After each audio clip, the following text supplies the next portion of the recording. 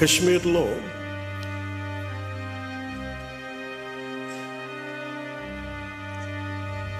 ప్రత్యేకించి టార్గెట్ చేసి మరి దాదాపు 30 మందిని చంపేయటం, చాలామంది క్షతగాత్రులు అవటం నా మనసుని చాలా కలిసి సగటు భారతీయుడు నథింగ్ టు డూ విత్ దీని పాలిటిక్స్ సంబంధం లేదు.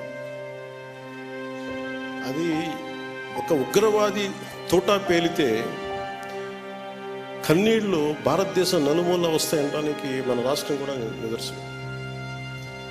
ఎక్కడో వైజాగ్లో ఒక రిటైర్డ్ బ్యాంక్ ఎంప్లాయ్ ఆయన ప్రాణాలు కోల్పోయాడు.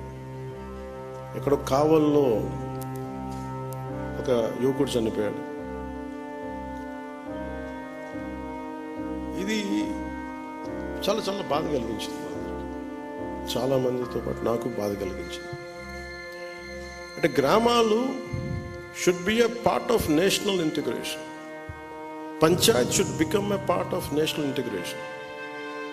కశ్మీర్లో కావచ్చు, ఇంకో చోట కావచ్చు, ఎలాంటి జరిగినా గ్రామాల్లో ఉండేవాళ్ళు మాకెందుకు, మా సంబంధం లేదనుకుంటారు.